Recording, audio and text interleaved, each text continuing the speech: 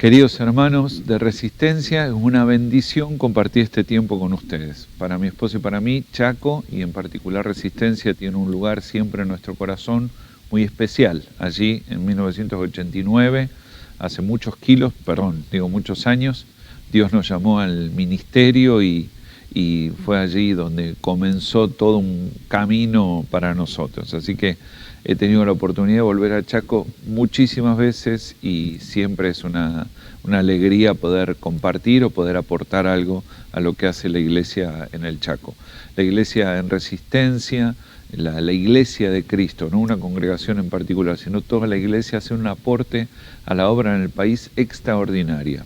Y a ustedes en particular un afecto muy grande y felicitarlos por este esfuerzo de tocar el tema familia. Y digo esfuerzo porque siempre armar estos eventos lleva un montón de trabajo más allá de lo que se ve, y en este marco doblemente. Así que agradecerles la posibilidad de participar. Para meternos en el tema, quiero invitarlos a ir a la carta del apóstol Pablo a los Efesios. Y allí en el capítulo 4, en el versículo 15, Pablo arranca un bloque de ideas. Le dice a la gente, miren, fíjense bien cómo van a andar. Y luego viene el conocidísimo pasaje de no se excedan con el vino, sino sean llenos del Espíritu Santo, no se embriaguen de esto, sino más bien vivan una experiencia con el Espíritu Santo de llenura.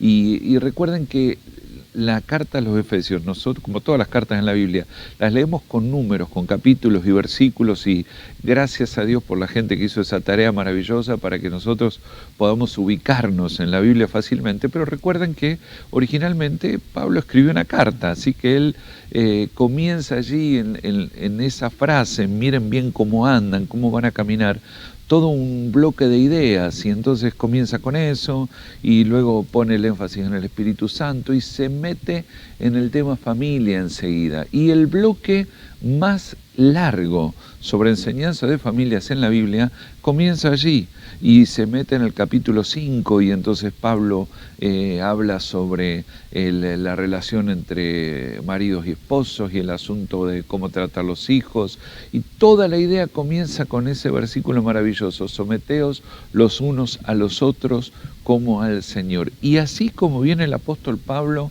hablando de familia, enseguida se mete con el tema guerra espiritual, ya entrado en el capítulo 6, y el bloque más largo sobre enseñanza de la batalla y la guerra espiritual viene pegado enseguida después del bloque más largo de enseñanza sobre familia.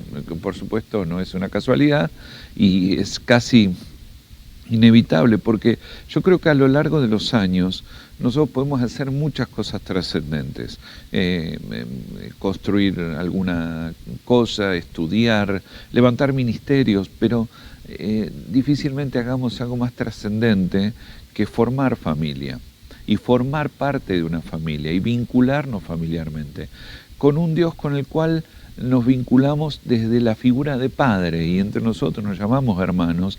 El tema familia en la Biblia es un tema absolutamente transversal, de punta a punta. De hecho, la historia de la Biblia empieza con un matrimonio y termina con otro matrimonio, el de Cristo y su iglesia. Y todo lo del medio, en general, son historias familiares y tienen que ver con vínculos y con las relaciones con los otros, y tienen que ver con cómo me trato con el otro, y el tema familia es el gran tema de la Biblia. Cuando después de la caída del hombre Dios pensó cómo restauraba la creación, conversó con Abraham allí desde el capítulo 12 de Génesis y contándole que la idea era levantar una familia, y a partir de esa familia pequeña, él, su esposa y su hijo, sus dos hijos, a partir de allí bendecir a todas las familias, y luego eso fue ampliando para llegar incluso a todas las naciones. Así que el apóstol Pablo toca el tema en la trascendencia que tiene el tema, escribiendo a la gente de contexto griego, pero entendiendo perfectamente en qué contexto espiritual vivía aquella gente. Recuerden que cuando Pablo visita Éfeso tiene esa contienda con los adoradores de la diosa Diana, así que si de algo entendía la iglesia en Éfeso era del contexto de la tensión espiritual. Así que Pablo vincula los dos temas, están absolutamente conectados. porque así era en Éfeso, pero en realidad así es siempre. La batalla espiritual que sostiene una familia es muy intensa, y la ola y la tarea que se toma el infierno para tratar de destruir lo que es en el pensamiento de Dios la herramienta central para restaurar una nación, es notable. Es notable cómo el infierno se ocupa y trabaja y se esfuerza para destruir los valores familiares, porque una nación que pierde eso, entonces es una nación que se vuelve más débil. Fíjense en Efesios capítulo 5, el apóstol va tocando todos los temas, y entonces le habla a la mujer acerca de respetarlo al varón, y le habla al varón de dar la vida por la mujer. De paso, déjeme compartirle esto. Yo tengo unos 30 años en el ministerio, y por supuesto he escuchado la frase que en una familia los problemas, en un matrimonio los problemas son siempre 50 y 50, cosa con la cual no creo definitivamente. Creo que en un conflicto familiar todos tienen algún nivel de responsabilidad, pero creo que siempre que los varones tenemos un extra de esa responsabilidad por el llamado a liderar la casa, no a mandonear la casa, sino a liderar la casa. Entonces, la carta a los Efesios lo explica bien. A las mujeres le dice: respeten al varón, que es la cabeza del hogar, denle bolilla, déjeme tomarme la libertad en el lenguaje. Pero luego, cuando le habla al varón, le dice que lo nuestro es como Cristo con la iglesia. Si yo no entiendo mal, a la mujer le pide que sea respetuosa, pero al varón le pide que se muera, porque lo que hizo Cristo por la iglesia es morirse, dar la vida. Así que el nivel de demanda no está parejo. Hay una demanda sobre el varón más alta, y creo que parte de la batalla por la restauración familiar tiene que ver con varones que toman una responsabilidad más trascendente por sus casas, porque entienden que el llamado es de este nivel de trascendencia. Todo el eje allí en Efesios 5 es de gente que se entrega por el otro. Por eso empieza muy bien el bloque diciendo: someteos los unos a los otros. Y todo el asunto tiene que ver con gente que se entrega el uno al otro. La mujer entrega su atención a su marido y está dispuesta a escucharlo y a dejarse conducir, pero el varón se entrega a sí mismo al punto de morir por su mujer y hacer lo que tenga que hacer para que ella crezca y mejore, y el logro y la alegría del varón será ver el propio crecimiento de su mujer en esa comparación tan alta que pone Cristo entre el matrimonio cristiano y el vínculo con la iglesia. Y luego nos va a hablar de padres e hijos, y por supuesto el apóstol Pablo le va a decir a los hijos: respeten a los padres, que ese mandamiento trae bendición. Pero después le va a decir a los padres: y mira, a los hijos no los escandalicen, no hagan cosas que los hagan brotarse, no se impongan de la manera que van a amargarlos, y todo el asunto ahí, todo el vínculo tiene que ver con la palabra entrega, sometimiento, voluntario, no impuesto, voluntario. Entonces es el eje del clima de la enseñanza del apóstol Pablo. Por eso en esa batalla, y quizás estás escuchando esto y estás pensando y dices: qué difícil. Y claro, por supuesto, todo lo que va en contra de nuestra corriente natural.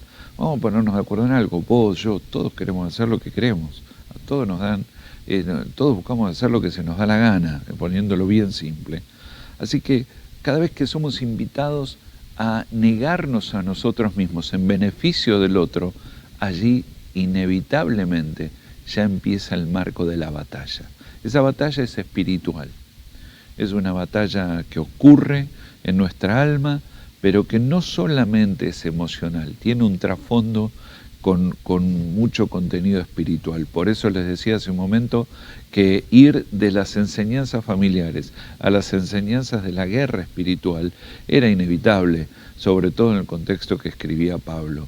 Así que déjeme parafrasear todo el bloque, y Pablo va a hablar de las familias y le va a decir a las mujeres, miren, denle bolilla al varón, y ustedes varones mueran por sus esposas, hijos, préstenle atención a los padres, hónrenlos, pero ustedes papás no los vuelvan locos. Miren, más vale que oremos sin cesar, porque el infierno está en contra de esto. La lucha no es con los de casa, la lucha no es contra carne ni sangre, así que pongámonos la armadura que hay que ponernos para poder librar esa batalla y en el día malo estar firmes. Y déjeme agregar, y esto corre por mi cuenta, y sacar la cosa adelante.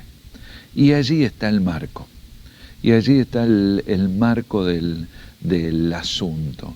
Y todo el contexto de la enseñanza de guerra espiritual que más usamos en la Biblia se da en el contexto de la enseñanza de familia. Así que es bastante entendible el enfoque que el apóstol Juan recibe de parte de Dios allí en el libro de Apocalipsis. Yo sé que están estando este pasaje estos días mucho, cuando en Apocalipsis 12, 10 y 11, lo que los teólogos llaman el protoevangelio, el mini evangelio.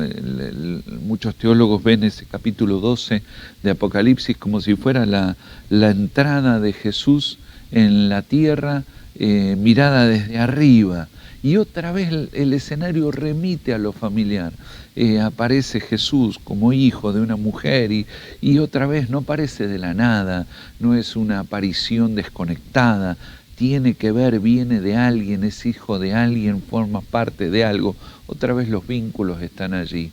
Y va a enseñar el Espíritu Santo a través del apóstol Juan, en ese versículo 11, las claves para la victoria de una persona, pero que nosotros hoy lo usamos para una familia que quiere salir adelante. Ahora, por favor, no se me olvide lo que dijimos de Efesios, porque es muy importante para entender Apocalipsis 12.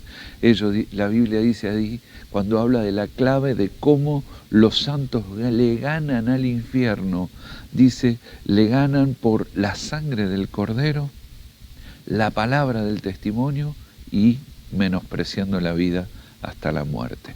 Y allí están las tres claves, si me permite, las tres armas, herramientas para ganar en esta contienda.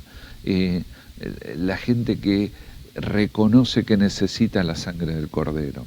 Reconoce que necesita la sangre del Cordero aquel que tiene el reconocimiento de que tiene faltas.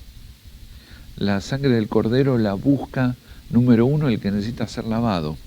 Es decir, aquel que reconoce que tiene errores. No sé cómo le va a usted en el asunto de hacer todo bien. A mí no me viene saliendo. No sé cómo está usted con el asunto de ser perfecto. Si le viene saliendo bien, escriba el libro que yo se lo compro. Pero conozco más bien la experiencia de que no me salga todo bien, de querer hacer todo bien, pero que igual no me salga. Así que conozco la experiencia de tener que ir a la sangre del Cordero frecuentemente.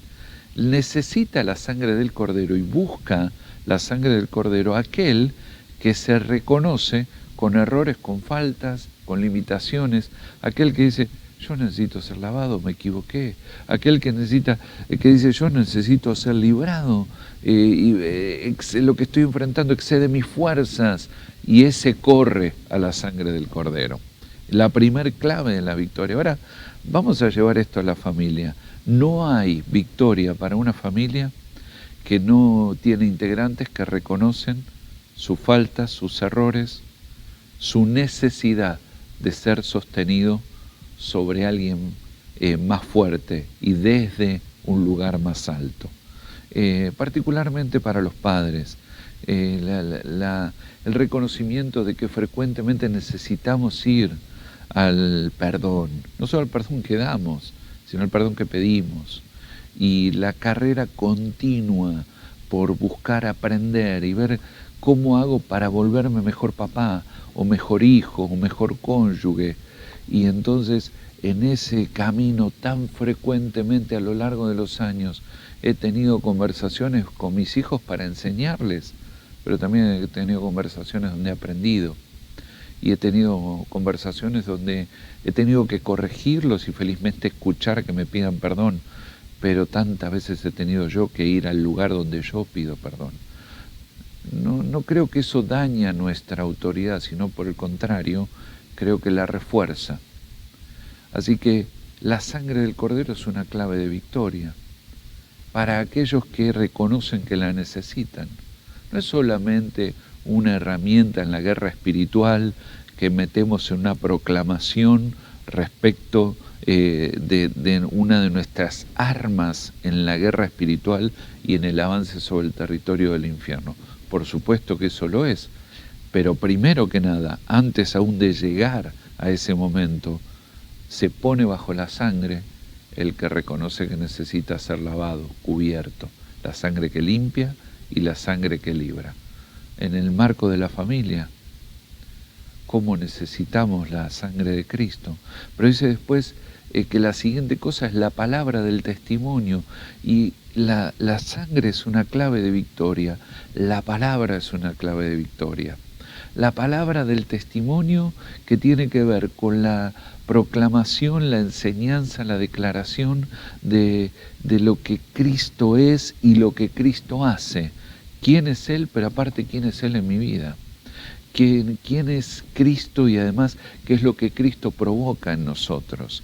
Y ese testimonio y esa proclamación de quién es Jesús y qué es lo que está haciendo es otra clave de victoria. No hay fe sólida, no hay una familia sólida, porque no hay gente sólida, sino hay gente que se mete en la palabra, que camina en la palabra.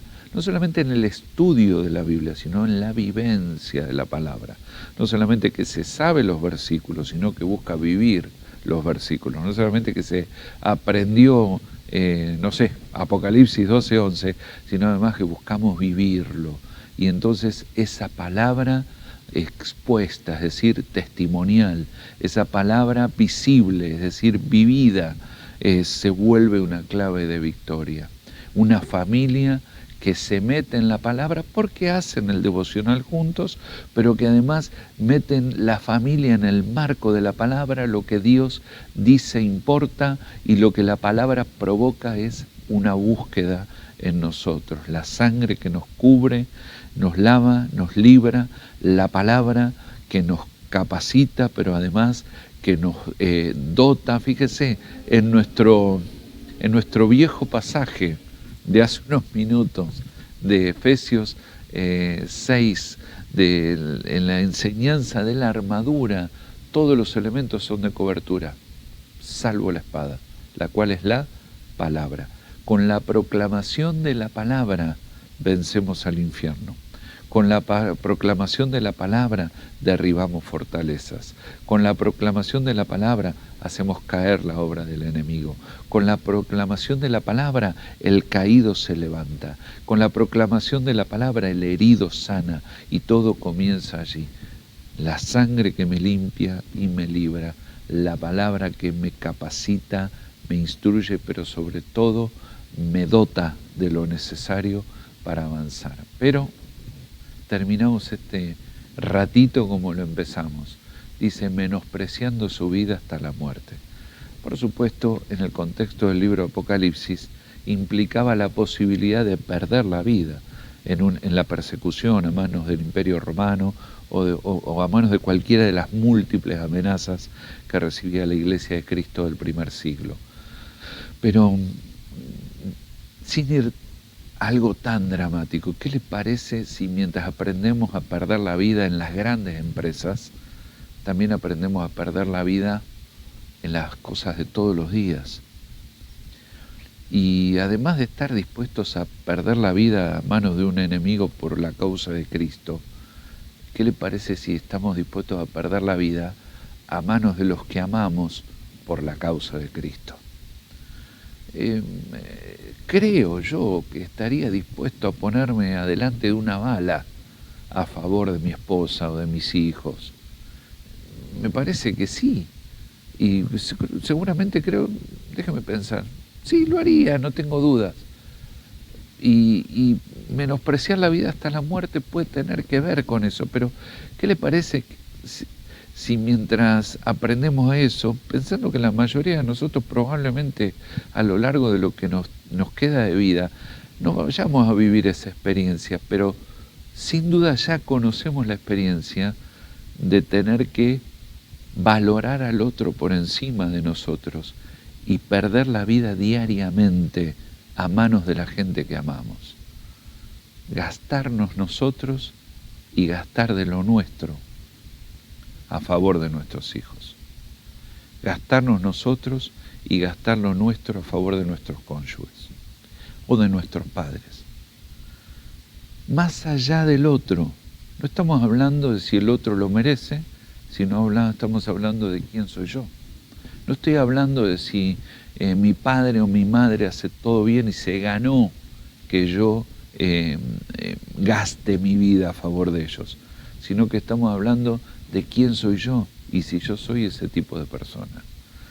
Así que me pongo bajo la sangre, reconozco que la necesito, más vale que Dios me cubra, y con la cantidad de errores que tengo, más vale que Dios me lave. Así que necesito esa sangre que me limpia y me libra. Y por supuesto, la palabra, ¿cómo voy a andar sin la palabra? La palabra que activa, que crea, que produce. Por una palabra Dios creó el cielo y la tierra.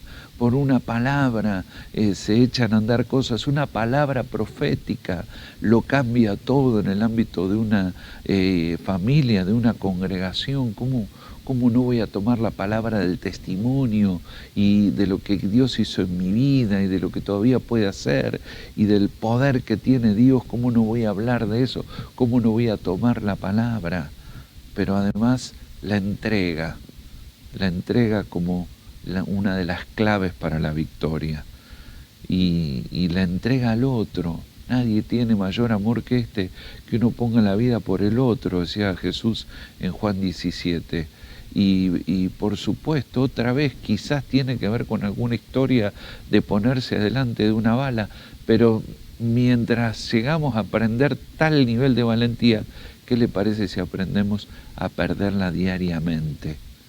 A que lo que el otro le pase importe más que lo que me pasa a mí, que lo que el otro necesita esté antes que lo que yo quiero, que lo que el otro le hace bien sea una búsqueda más alta que mis propios gustos y placeres.